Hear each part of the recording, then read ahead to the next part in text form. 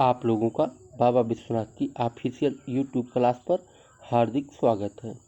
आज आप लोगों को सामाजिक अध्ययन शिक्षण में दक्षिण में बहमनी राज्य और विजयनगर राज्य में विजयनगर साम्राज्य के बारे में पढ़ाया जाएगा। आइए देखते हैं विजयनगर साम्राज्य। दक्षिण भारत का इतिहास उत्तर भारत के इतिहास से बहुत कुछ भिन्न था। उत्तर भारत पर अत्यंत प्राचीन काल से यूनानियों, शकों, कुषाणों, हूणों आदि के आक्रमण होते आए थे, जिसका उत्तर भारत के सामाजिक तथा राजनीतिक जीवन पर बहुत प्रभाव पड़ा था। किंतु दक्षिण इन आक्रमणों से बहुत कुछ सुरक्षित नहीं था, बल्कि दक्षिण के राजाओं ने ही भारत से बाहर निकलकर हिंद, चीन, इंडोनेशिया आदि पर आक्रमण किए थे। किंतु तुर्की आक्रमण के तूफान से दक्षिण भारत भी न बच सका। अलाउद्दीन खिलजी के समय में दिल्ली की सेनाएं सुदूर दक्षिण तक पहुंच गईं। इन प्रदेशों में भी इस्लामी सत्ता कायम हुई और इस्लाम धर्म ने प्रवेश किया, किंतु दक्षिण के हिंदुओं ने भी अपनी पराजय को कायरतापूर्वक स्वीकार नहीं किया।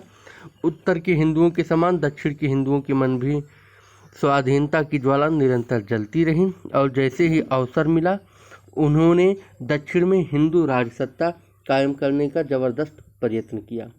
विजयनगर साम्राज्य इसी प्रयत्न का फल था। आइए देख लेते हैं विजयनगर साम्राज्य की उत्पत्ति।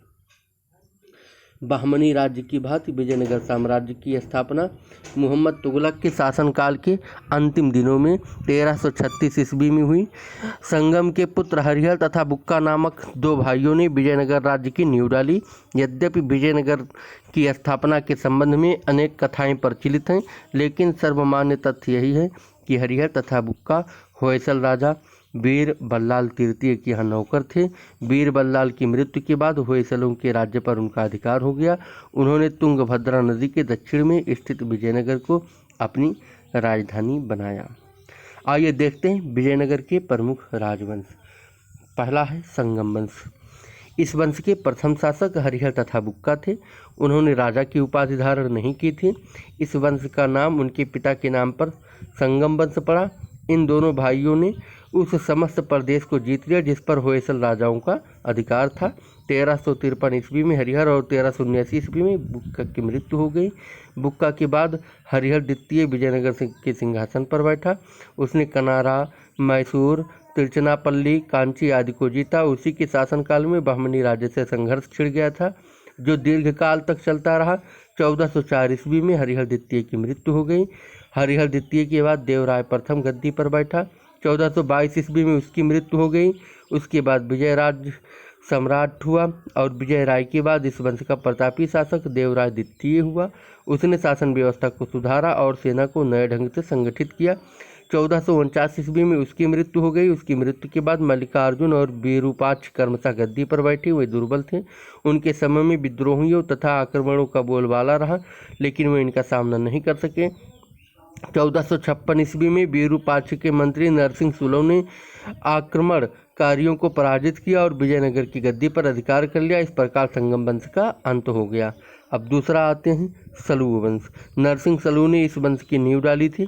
वह योग्य शासक था। उसने बहमनी तथा उड़ीसा के शासकों से युद्ध किया और अपने खोए हुए प्रांतों को फिर छीन लिया। नरसिंह के बाद उसके दो पुत्रों ने शासन किया, किंतु वे दुर्बल थे, इसलिए शासन की वास्तविक शक्ति सेनापति नरस नायक के हाथों में रही। नरस नायक की मृत्यु के बाद उसके पुत्र वीर नरसिंह ने सलू राजा को हटाकर गद्दी पर अधिकार कर लिया। इस प्रकार सलू वंश का अंत हो गया। तुलु वंश। वीर नरसिंह ने तुलु वंश की नींव डाली। 1509 ईस्वी में उसकी मृत्यु हो गई। उसके बाद उसका छोटा भाई कृष्णदेव राय गद्दी पर बैठा। कृष्णदेव राय विजयनगर का महानतम शासक था। उसने अपने साम्राज्य को दृढ़ करने के लिए विद्रोही सामंतों का दमन किया और उन्हें अपने अधीन कर लिया। उसने रायचूर के दोआब पर भी अधिकार कर लिया। उसने उड़ीसा के राजा के विरुद्ध कई युद्ध किए और उससे अपने खोए हुए राज्य पुनः प्राप्त कर लिए। इसके पश्चात उसने उदयगिर, कोडबिंदु तथा कोडपल्ली को हस्तगत कर लिया। 1520 ईस्वी में उसने बीजपुर के सुल्तान को भी पराजित किया। इस प्रकार सैनिक शक्ति के बल पर उसने अपने पड़ोसी सुल्तानों को नतमस्तक किया। उसके समय में विजयनगर साम्राज्य अपनी पराकाष्ठा को पहुंच गया था। विजेता के साथ साथ वह महान शासक भी था। उसने अपनी शासन व्यवस्था में अनेक सुधार किए और उसको संगठित किया। वह कला तथा साहित्य प्रेमी भी था। वह विद्वानों का आश्रयदाता था। उसके दरबार में उच्च कोटि के विद्वान निवास करते थे। सब धर्मों के प्रति उसकी नीति उदार थी। आइए देखते हैं विजयनगर का पतन तथा पतन के कारण। 1529 ईस्वी में केसरदेव राय की मृत्यु हो गई। इसके पश्चात उसका भाई अच्युतदेव सिंहासन पर बैठा। वह एक निर्बल शासक था। उसके समय में विजयनगर साम्राज्य बहुत कमजोर हो गया और 1542 में उसकी मृत्यु हो गई। उसकी मृत्यु के बाद उसका भतीजा सदाशिव राय गद्दी पर बैठा। वह अयोग्य शासक था। वह शासन पर अपनी पूर्ण नियंत्रण नहीं रख सका। उसके समय में साम्राज्य की वास्तविक शक्ति उसके मंत्री रामराय के हाथ में रही। रामराय योग्य तथा महत्वाकांक्षी व्यक्ति था। 1553 ईस्वी में बीजापुर पर आक्रमण करने के उद्देश्य से अहमदनगर तथा गोलकुंडा से संधि करनी चाहिए, लेकिन इसमें असफल न हो सका। 1558 ईस्वी में उसने बीजापुर तथा गोलकुंडा से मिलाकर अहमदनगर पर आक्रमण किया और अहमदनगर को बुरी तरह लूटा। फरिश्ता ने लिखा है कि विजयनगर की सेनाओं ने अहमदनगर की मुसलमानों पर अत्यधिक अत्याचार किए, मस्जिदों तथा कुरान का अपमान किया। रामराय की इस सैनिक कार्यवाही से आतंकित होकर बीजापुर, गोलकुंडा, अहमदनगर तथा बीदर के सुल्तानों ने अपने मतभेद भुलाकर विजयनगर के विरुद्ध संयुक्त मोर्चा कायम किया। 23 जनवरी 1565 ईस्वी में तालकोट के युद्ध में तीनों राज्यों की सम्मिलित सेनाओं ने रामराय को पराजित किया। वह पकड़ा गया और उसका कत्ल कर दिया गया।